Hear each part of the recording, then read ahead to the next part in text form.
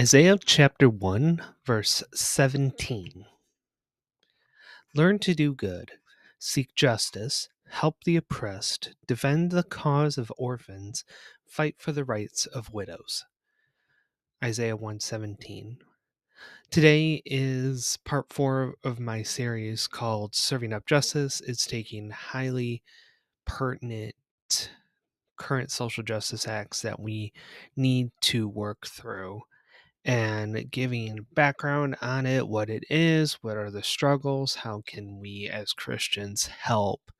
Today, it discussed how we can help victims of domestic violence. And again, I go through all about what it is, some current understandings of what's going on in our world today.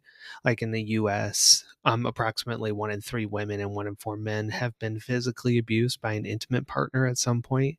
On average, every 9 seconds in the United States, a woman is assaulted or beaten. And that's just, again, scratching the surface over what is happening. We talk about why victims of domestic abuse, domestic violence tend to struggle after getting out of those harmful situations. And it can be due to things like fearing retaliation, fearing losing income, the emotional trauma, the social stigma of it. And what I want to talk about more in depth today is what can we do as Christians to help survivors of domestic abuse? First things first, what we can do is create safe spaces and supportive spaces. The church, capital C church, must be a safe place for victims to disclose their abuse without fear or judgment. Qualified leaders within the church, the little c church, can connect with victims to contact local shelters and other resources to help make sure they are saved. And it's very important that leaders be trained in this area because this is a very serious situation.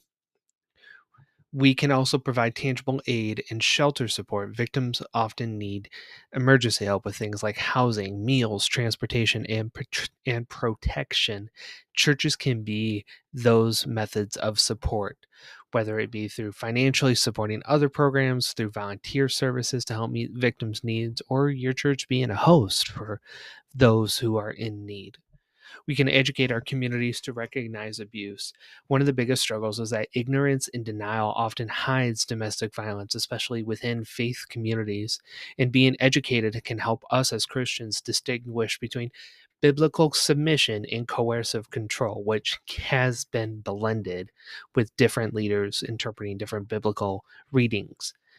We also need to correct the theological misuse that often enables abuse. Another thing we can do is partner with other faith-based advocacy organizations.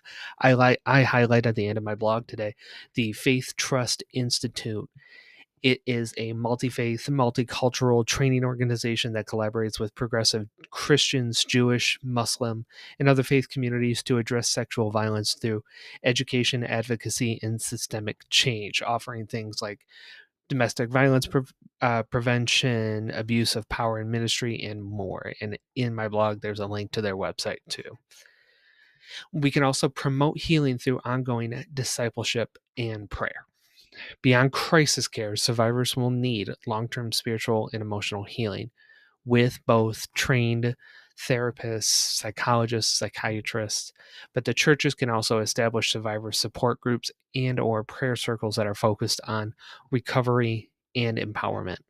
And again, everything I talk about is on the surface, what we can do. These are just one, two, three, 4, 5 things that we can do. And there are so much more that is out there. So I'm challenging you, I'm calling on you to be God's hands and feet today and see if this is something that you are feeling pulled to. I encourage, again, check out Faith Trust Institute.